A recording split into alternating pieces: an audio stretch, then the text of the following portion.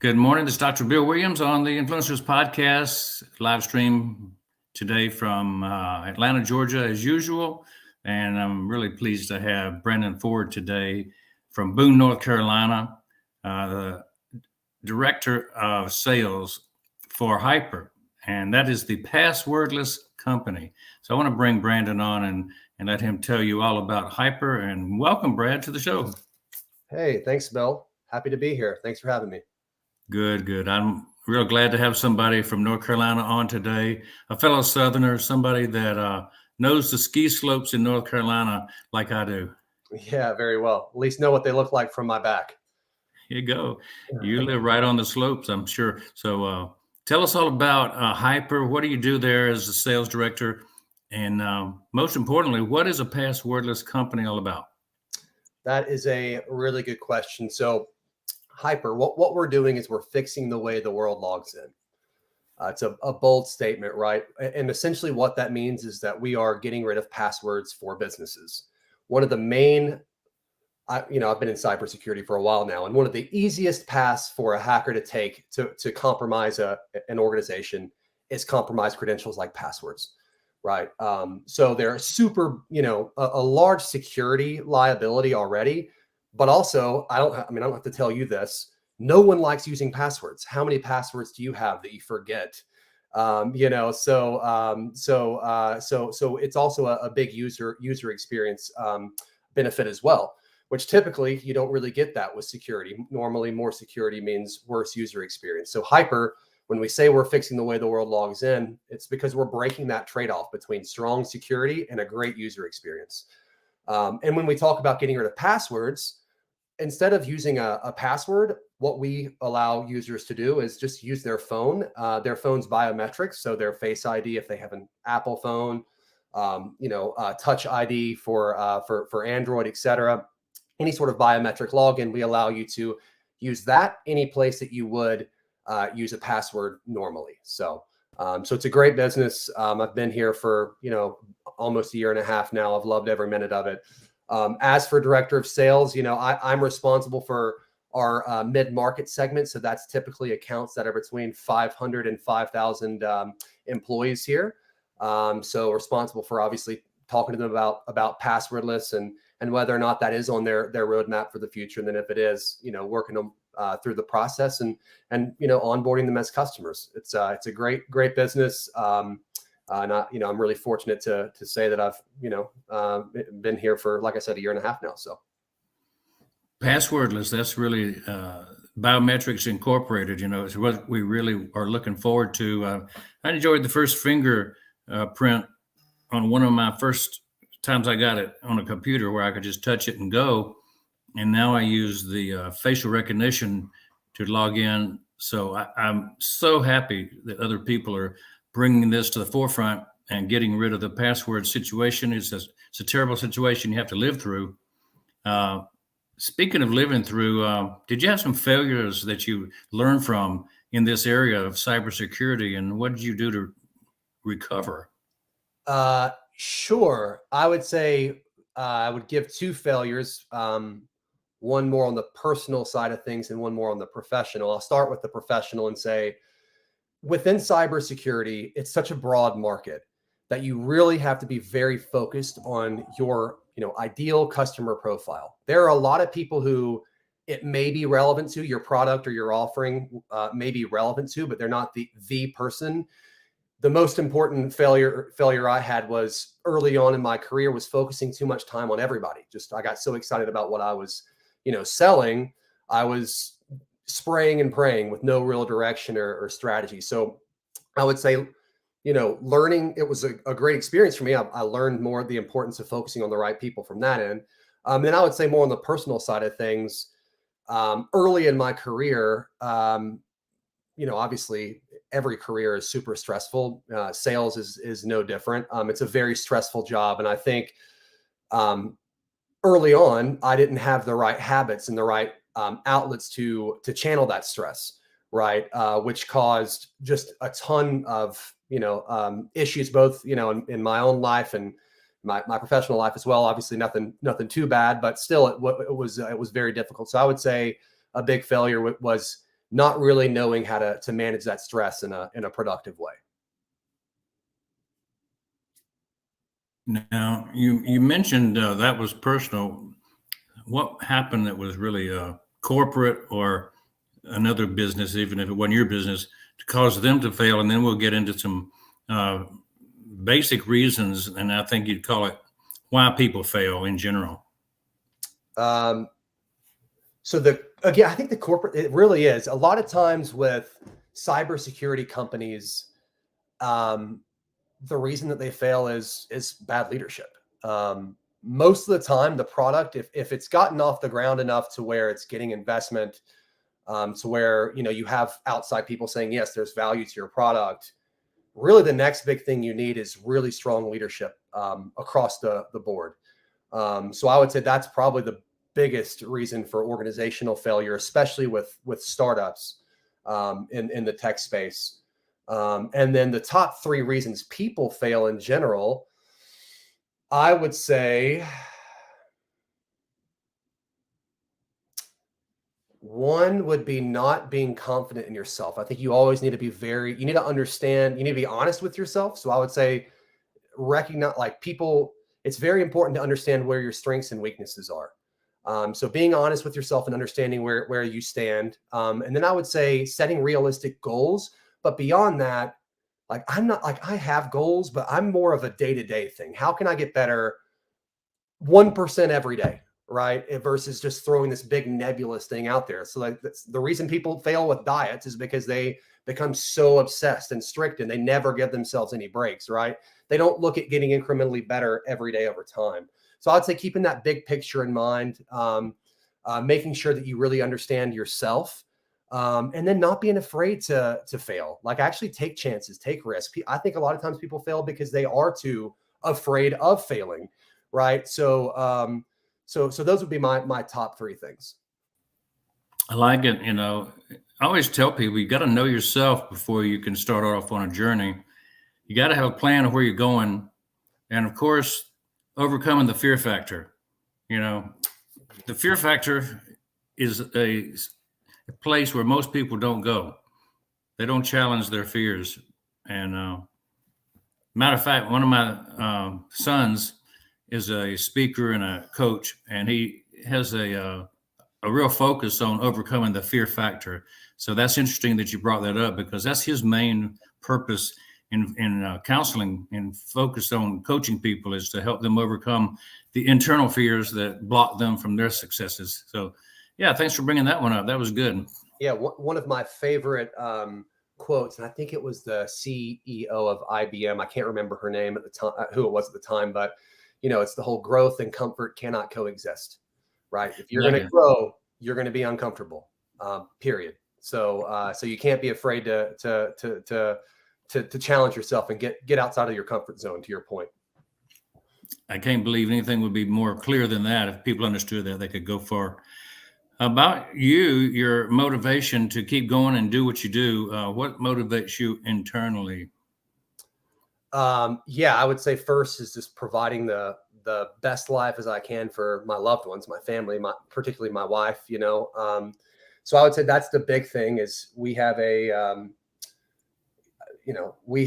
idea for how we want to live, and I want to just make sure that I'm doing the best I can every day to achieve that. And I would say beyond that, though, it really is getting better. Like, just, I have a desire with whatever I do. I want to, like I said, get a little bit better every day. So I love to run. I want to get a little bit faster, run a little bit longer every week. I know it's a slow process. It's a slow burn.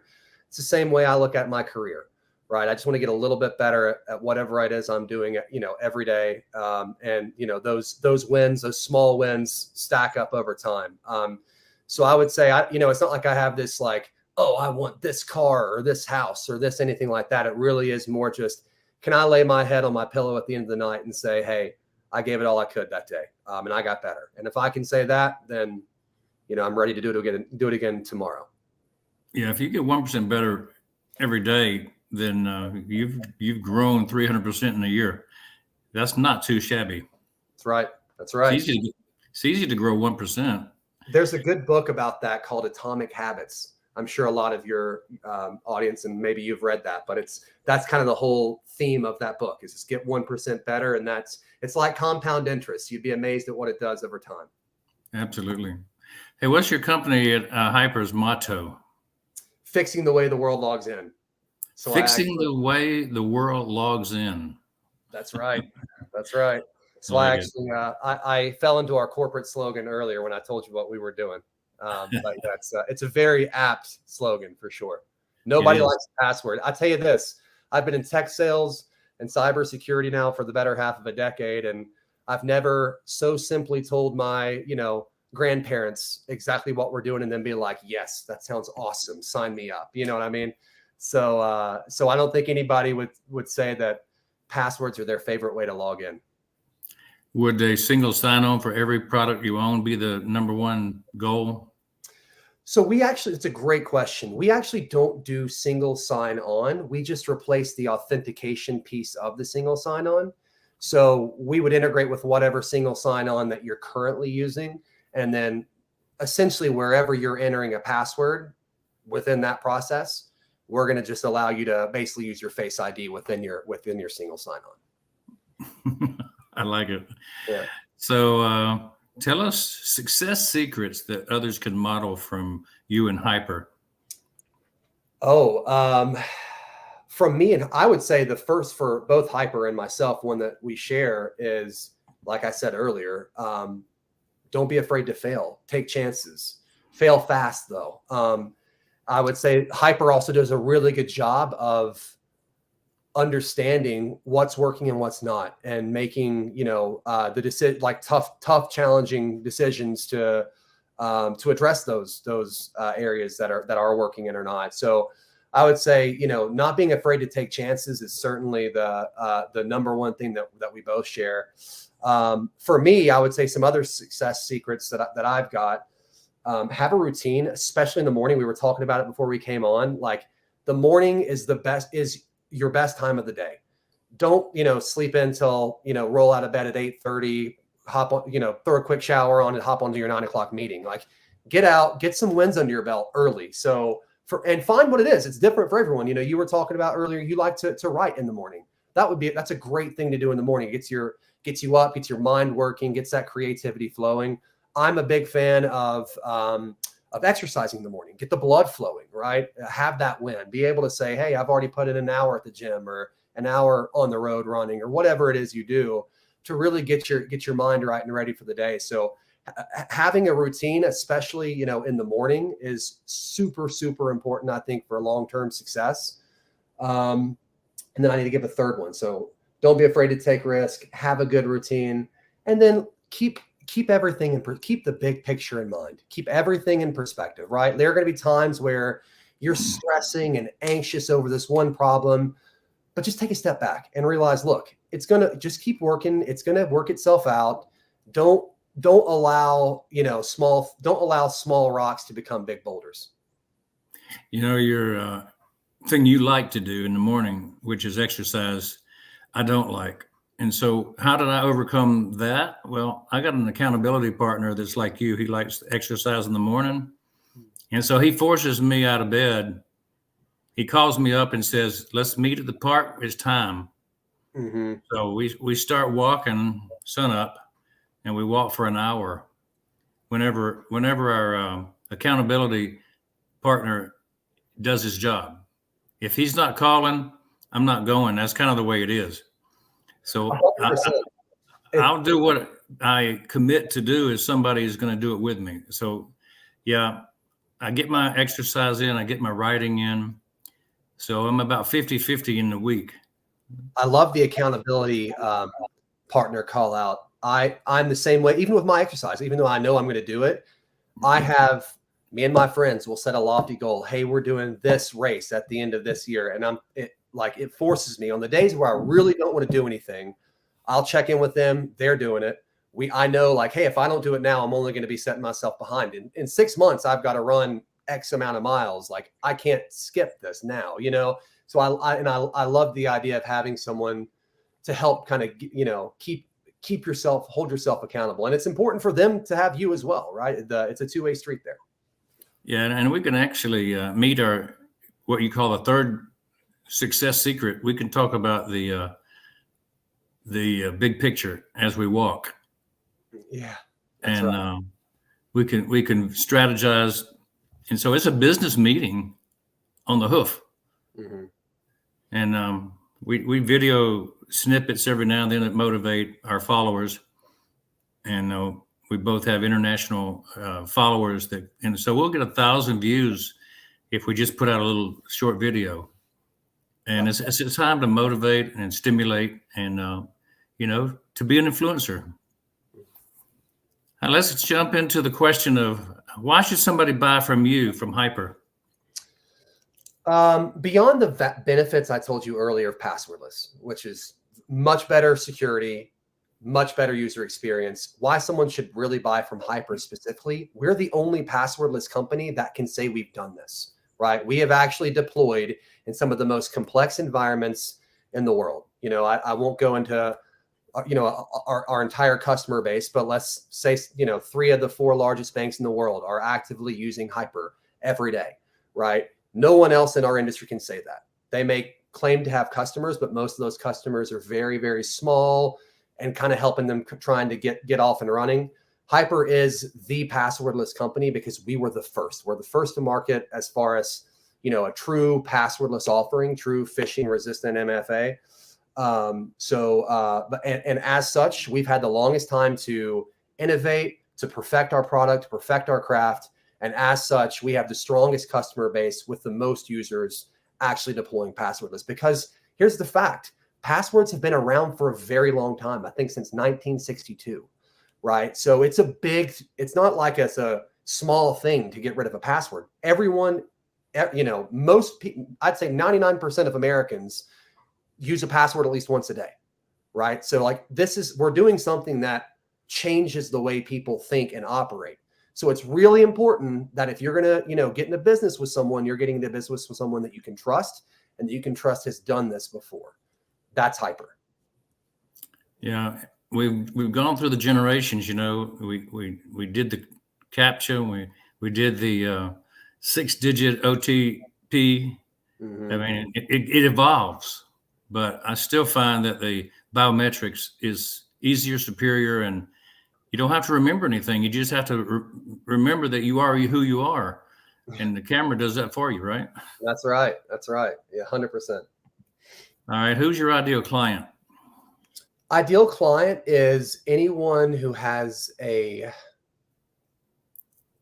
desire to uplift their security and user experience at the same time. And I would take that a step further. If I'm being really real, I would say typically we're looking for people who have strong background in the identity and access management space, right? Because again, getting rid of a password is a big deal, right? You need people who are confident to be able to deploy that and make it successful on their end. So having a really strong identity and access management program goes a very long way. And then of course, anybody who's regulated is going to be more typically going to be the best clients for cybersecurity. That's not just for passwordless, that's across the board. So financial services companies, insurance companies, law firms, those are typically going to be your main industry. But again, the good thing about HYPR is we really are industry agnostic. As long as you have the desire to get rid of passwords to really to benefit, whether it's to benefit your end user, whether it's to benefit your security team, satisfy some sort of compliance requirement, whatever. If you have that desire and you have the knowledge, to really help to get your users up to speed, you're a perfect fit for HYPR. Do you have a way to keep out the spammers, the ones that are not real people, in your verification process? Yeah, great question. Yes, because what you're talking about is typically going to be done because of the authentication being not user initiated. So if someone's just like push bombing, right? Push notifications. If you're getting a ton of those, then those are going to be subject to things like man in the middle attacks. The good thing about HYPR is we are user initiated. So really the only way that a hacker could come and, compromise your HYPR, if you will, or compromise you that way would be show up at the person's physical location, hold a gun to their head and say, scan your Face ID or touch your phone so that I can log into this system. And they're just not going to do that. Hackers, like anybody else, are going to take the path of least resistance. It's not economically viable for them to attack HYPR because it would take them going to the physical location of a worker and brute forcing them into logging into their system, right? Versus they can just spam out a bunch of, they can buy you'd be amazed at how cheap it is to buy 100,000 passwords on, the dark web right now and just spam those out. Eventually you're going to find eventually you're going to find a way in. In fact, there are now like password attackers for hire for super, super cheap because it's just such an easy way to compromise organizations. So again, we just changed the economics of the attack. So it just doesn't make sense for hackers to even attempt to socially engineer or anything like that, which is what your original question was about. Good answer like that. Tell us about your search technique. How do you find these ideal clients? That's a really good question. So obviously we have a wonderful marketing team. Up and down the board, I think our marketing program is great here, and we invest in a lot of different areas. So the first is, digital marketing, right? That's Google ads, et cetera, that really drive people to our website and to engage with our sales professionals such as myself, right? We also go to a lot of major, events and trade shows, things like that. We host webinars. We promote things like blogs so that we're thought leaders, right? I mean, we are the passwordless company. So if you want to know passwordless, you should be looking at HYPR. So a lot of thought leadership stuff as well from an outbound. So that's more on the marketing side of things. From an outbound perspective, it's more, I love LinkedIn. I have Sales Navigator as well. So I love going in and checking out people who are like, I like to look for people who are active on LinkedIn because I can go in and see what matters to them. What are they posting about now? Is it relevant to HYPR? And if it is, I'm going to send you a very personalized, message to try to get in touch with you. I think the whole sales, like boiler room, outbound spray and pray cold calling is not dead, but that type of cold calling is, right? You really, in today's market, to set yourself apart, you need to be focused on quality over quantity. And the way that you do that is by doing your research. So, and for me, it's all about LinkedIn. Yeah, we actually found our connection together, you and I, through LinkedIn. So that's the marketing technique that I use to find ideal interviewees for the Influencers podcast. So that's not an unknown tactic. It's very well known in the business world to match up the best people. So obviously we've done that with you, Brandon, to get into the interior of your HYPR story. We knew that from what LinkedIn showed us, we would have a hit on our hands. And certainly this interview is going that way. It's excellent. So yeah, you nailed that one. Tell me about your well-defined product or service. You've talked a lot about it, but what is the Passwordless company's big product? I would say our big product right now is what we're calling HYPR Speed. And HYPR Speed essentially allows you, so, if you're an iPhone user, if you want to log into your iPhone, you just look at your iPhone, you swipe up, you either have a passcode, or you can do a biometric, right? So imagine logging in with a biometric. What HYPR Speed does is it allows you as an end user of an organization to open up your laptop. You sit down in the morning, you have your cup of coffee in hand, you open up your laptop. What do you do now? You have to type in a username and a password. That's what you have to do now. HYPR, on the other hand, allows you to scan your face to log into your machine immediately, and then you never have to enter another password at all. So if you're logging into your SSO, something like Okta, or if you're using Microsoft, whatever you're using, our HYPR authentication is going to pass through to that, so that all you ever have to do is log in one time at the start of your day at the machine, and then everything else from there, you're just clicking in. Boom. You need to go to this HR software. Boom. you're logged in. It's really amazing. So so that's what the major product for us is. We call it desktop to cloud, right? One passwordless authentication into your desktop that carries through all the way to the cloud. Well, here's a question that really would tag on to that. Where does your system get the password that you need to get in? That's a really good question that I would normally tag my engineer in for. Does it create its own, or do you have to supply? Is what I'm saying. No, we do not supply. It would be created on its own. Okay, so basically, X company over here has a password requirement, and HYPR creates it.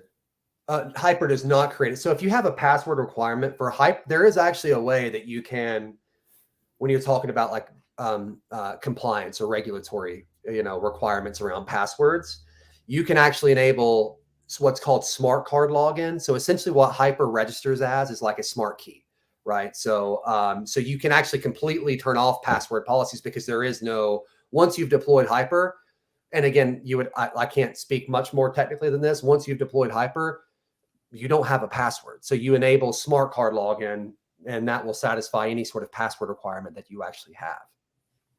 Okay, so if you have HYPR on your computer, it's going to create the link, which is a password. It is not a password. It's a biometric. So it's a great question. It's basically a private public key pair. It's a bypass of the password to get in. Correct. There's essentially a key that's stored in the cloud and a key that's stored on your local device. Your biometric unlocks the key that's local to your device that then pairs with the key that's stored in the cloud. Once they can't work independently, once they're paired though, the authentication is successful and it basically registers as though you've entered a password, even though there is no password involved. Now, what if you already had like 6,000 passwords on your computer? How does it connect up what you already had to what you need? That's all done through your Active Directory or your SSO, which is why we say we really don't want to bite that part off. That's something that we essentially would tie into your Active Directory to help kind of consolidate all that. But again, unfortunately, I'm just a dumb sales guy. You're asking really good questions that I would want to pull in an engineer on to speak more to. Well, it sounds like it's got opportunity times 2, 3. It's just like so much usefulness, utility, or as you said, user experience. Nobody wants to remember all their passwords. They can't. And so it's a time waster. Yeah. How do you crush your competition, or do you even have any? We do have competition. I would say the way that we win is by, first off, making sure everyone, like I mentioned earlier, everyone understands we are the only passwordless vendor that has actually done this to any meaningful extent in multiple in a lot of different environments, because every environment is different, and getting rid of a password is not an easy thing, or everyone would do it and they would have done it 60 years ago, right? So so being able to say, hey, HYPR is the leader for a reason. We are the only ones who have done this at scale.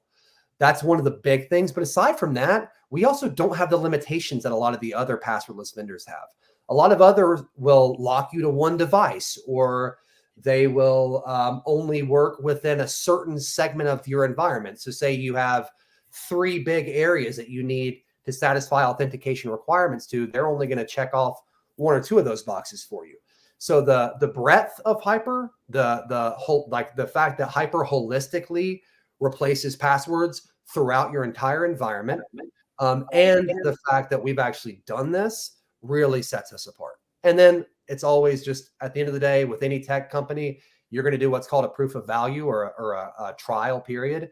And I would put Pepsi challenge our product against anybody else in the market any day of the week, and we're never going to lose because our tech or our experience is not superior. You talked about being mid-market as your client base that you work on. Does this seem to be able to be marketed to B2C, like one person, or does it have to be a big company issue? That is a great question. We don't do so. Maybe one day maybe one day. The reason that we're not doing B2C either is you may have seen recently the big three, Google, Apple, and Microsoft, all came together in support of what they're calling passkeys, which is essentially the B2C offering for getting rid of passwords, right? And the good thing is it actually was great for HYPR because we don't play in the B2C market.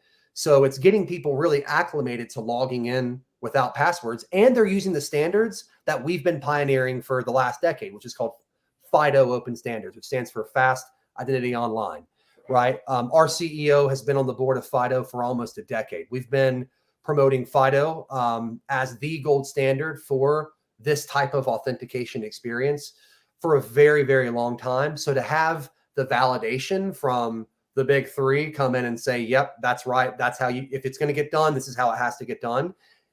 It's just been huge for us from a momentum perspective. So to answer your question, we really focus more on the B2B side of things for that reason. Who's to say in 5-10 years where we'll end up? But yeah, for now we're a B2B play. Okay, great answer. And that gives us a lot of hope that individuals can eventually take advantage of this. And that's what we want. You can take advantage of it now. I would encourage anybody, most people have one of those three sort of, accounts. Just Google whatever your preferred vendor is, passkeys, and you'll be able to see how to set them up. And you can probably start logging in without passwords a lot sooner than you think. Excellent. Well, that's great news. Maybe that's a good follow-up. How do you deliver 5-star client experience? UX is the key for most people. They want to have the easy button. This is the easy button. Mm-hmm. It really is. I would say from an end user perspective, I don't have to explain why getting rid of a password would be great for you.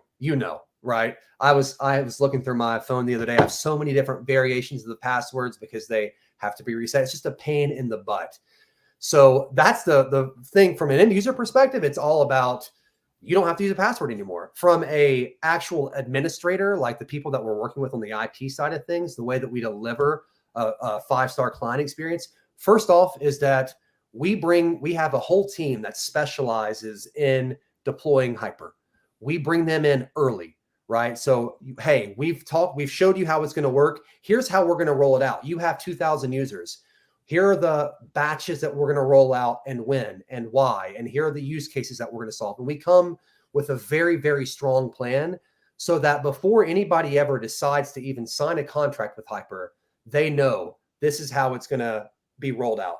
They know that we're going to have their back every step of the way until all of those 2,000 or 20,000. I mean, we've got clients that are using it, for millions of users. So I would say really, pulling in our post-sales resources early into the cycle to make sure everybody knows exactly how we're going to make them successful before they ever even sign anything really goes a long way. And then after that, we just have a wonderful, wonderful customer success team.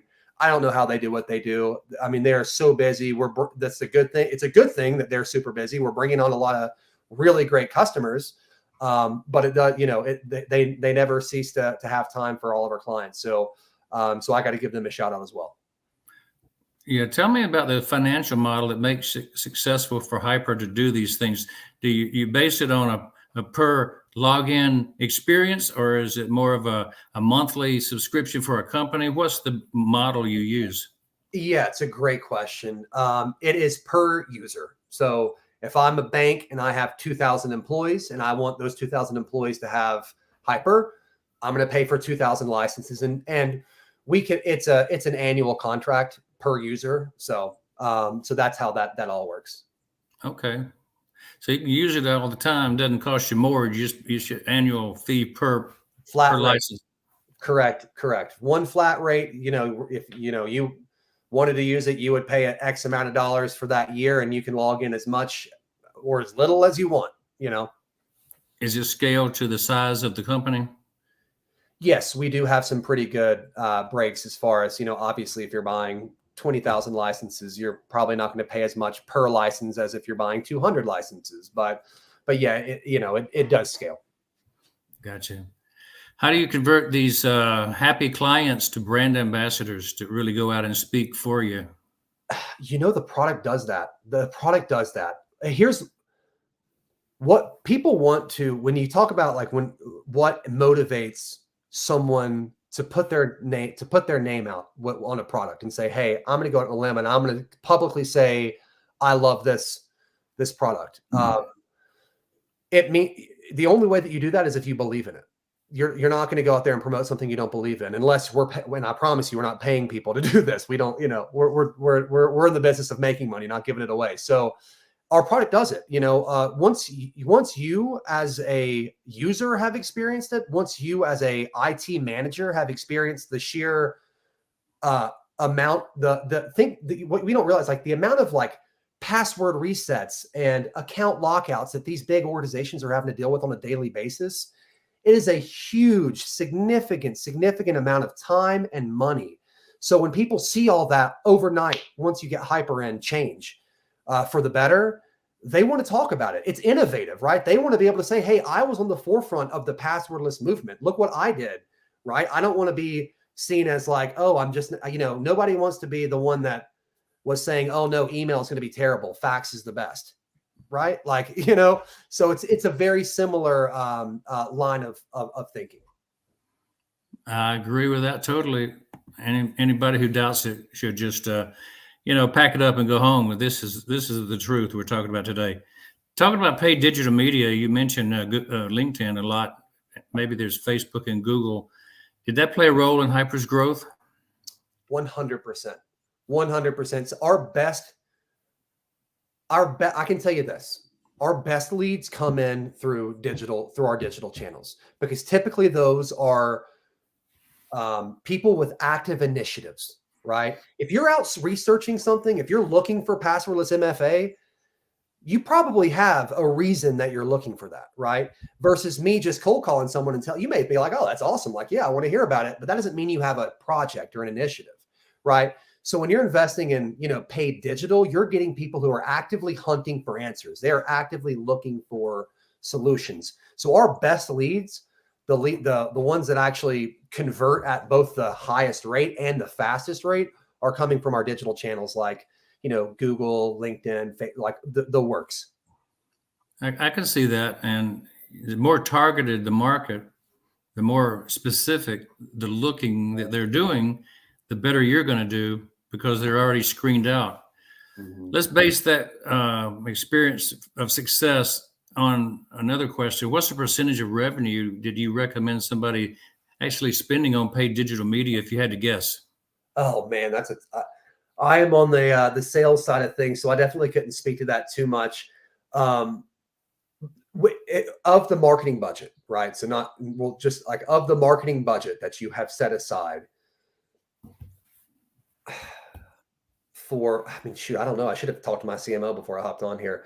30 to 50%. I don't know. That's a total guess for me though. I'm sure my CMO, if he actually listens to this, will be like, oh, that's way too high, way too low. But I think that's your primary source. So it's probably right on. My background, of course, is dentistry, and I practiced 46 years with a large group practice. So we were able to spend quite a bit. The bigger you are, the more you can spend. That's one of the keys about marketing. You can dominate your market. And in our total budget of our practice, we would dedicate 3 to 5% to marketing. Oh, wow. And in the marketing, you got 10, 20 things you could do. And the ones that give you the best ROI are the ones you keep doing. And so paid digital media certainly has a place. And always ask the question, what if you could save 50 to 90% on your paid digital media ad spends? Would that be attractive? Yeah. I think we'd probably, just keep the same amount of money invested and just use that efficiency to drum up a lot more leads. And it wouldn't be like, oh, if we're spending obviously more than this, we're spending $1,000 and now we're saving this. Like, no, that $1,000 is staying there. It's just now we're going to expect a lot more bang for our buck, essentially, Yeah. A lot of people want to save money and be the same amount of busyness. Others want to scale their business and go into the HYPR level of success. So, I think it can go both ways. And that's a conversation that, definitely chief financial officers want to have that conversation. For sure. Let's look at the advice that you would give yourself if you were looking back at yourself at 20 years old. Where would you say go and do and learn? Oh, that's a good question. I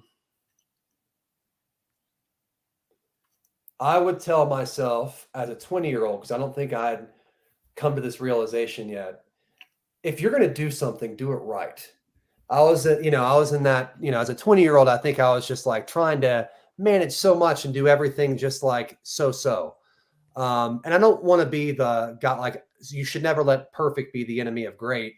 But if you're going to do something, really make sure you can put your stamp on it afterwards. And no, you should never do something where you're like, that was just, man. So I would say that would be one of the big pieces of advice. Like, if you're going to do it right. But then also, like I alluded to it earlier, make sure you understand this is all just your career. It's all just like it's a game. Just play it. Don't take it too seriously. Get out there, do the best you can, work as hard as you can, let the chips fall where they may.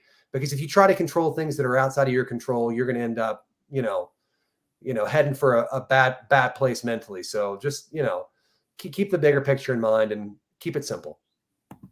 I know that as a 20-year-old, you didn't start out with all the knowledge in the world. You probably had some mentors and they had an impact on you. So tell us about your current living mentor. I have a few mentors. I would say my wife is a huge mentor of mine. She is one of the most hardworking, disciplined, intelligent people that I've ever met. So she inspires me on a daily basis. And I almost never I never make any sort of real major decision without getting her advice. My dad is another one. My dad has been in sales for a very long time and has had a very, good career on that front. So I always make sure to consult him as well. But yeah, I mean, those would probably be my two big ones that I actually talk to on a daily basis. But I do a lot of readings. Well, I have a lot of people that I would say are mentors of mine. They just may not know it. Right. Who's your, but why is being impactful important to you as far as being a mentor to other people, impacting the future generations or the current customers even? Oh, that's a great question. All we really can do at the end of the day is like, I think like what's the measure for success for a person is, are you making the people's lives around you better? Right. And the only way that you can really do that if you're in a leadership position is by being a great leader. And the only way that you can be a great leader is if you have the respect of the people that you're leading. And I think the only way that you can get that respect is by leading from the front and showing, hey, I can make an impact. This is how I can do it. And here's how I understand how you can do it. And we're going to work together to solve whatever problem that we're facing. So I would say being impactful is important, from just a self-fulfillment perspective. Again, like if I feel like I've made an impact, I can sleep well at night. But then from a leadership perspective, you can't have, people won't want to follow someone who doesn't know what they're doing. Right. So it's really important that you demonstrate the ability to be impactful. The impactful person is the one who will be remembered typically. How do you want to be remembered when it's all said and done? I want to be remembered as a good person that made people feel better about themselves and, also maybe pushed them a little bit to get out of their comfort zone. Because I generally, as a rule of thumb, I think everybody sells themselves short. So if I can work with someone and actually show them either through my actions or my team's actions or someone else's actions and point to that, like, hey, look what's possible. And I make them feel just a little bit inspired, then I'll be happy. Great answer. And how can we help you be remembered? How can we help you inspire others? How can we contact you even? Yeah, my LinkedIn is always open. Feel free to reach out to me there. You can send me an email at brandon.ford@hypr.com. That's HYPR.com.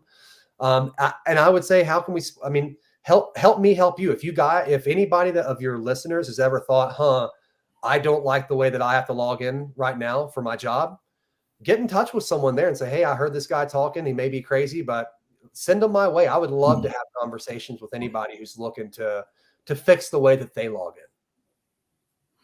Yeah, remember everybody, it's B2B, so you got to get your company involved. You can't do it B2C right now, but one day that might happen. Talk about your guest experience today on the show, Brandon. How did it go? I think it went really well. I think you asked a lot of really good, thought-provoking questions. I'm super grateful I did it because these are all, I think I have all these leadership philosophies and personal life like philosophies, but there's rarely a format that challenges me to actually, put those into words and articulate that. So I think it's definitely helped me really think about, take a, quick accountability check, take an audit of myself and say, hey, am I living what I'm saying? Right. So I would say this has been a really great experience. I really appreciate you having me. I appreciate the audience, listening. Obviously you guys spent 46 minutes with me here when you didn't have to. So I'm very grateful for that as well. Well, the Influencers Podcast has a purpose. It's to bring like-minded people together who want to share life experiences and they want to have a positive influence on others. And so we look for people that have success that they can share, not just success financially, but success in life experience balance. We want to bring the work, the play, the business and the spiritual, everything together. And you've done a good job of that. So I thank you. I want to give you the last word. Tell us what you would like to speak to our audience. And then at the end of that, I'll sign the show off. I'll come back and say hello to you again, Brandon, before we close the screen. Yeah. Final word would be, never be afraid to bet on yourself. Nothing great was ever accomplished by playing it safe. Don't be afraid to take risk, especially if you are a hard worker, you have a good head on your shoulders, and you're confident and you believe in your mission or what you're doing. It's going to require you make some tough choices and take some risks. That's okay. And it's okay if you fail at those. What's not okay is if you use those failures as roadblocks. You should look at those as launch pads. So fail fast, fail often, and have fun. And that's my final word. There you have it. Brandon Ford's last words on the Influencers Podcast. Fail fast and have fun. But do it with a passwordless system, please. That's what he wants. Everybody find HYPR and go passwordless. What more user experience beauty could we have than that, right? So excellent to have you on, Brandon. And thank you, audience, for being here on the Influencers Podcast today. I think we had an excellent time today. Never a better interviewer situation than to get up on Monday morning and do it. And never better than having an interviewee like Brandon. So thank you all for tuning in on the Influencers Podcast. We'll see you at later dates for the next session on the Influencers Podcast. Stream live from Atlanta, Georgia. Goodbye, everyone. See you later.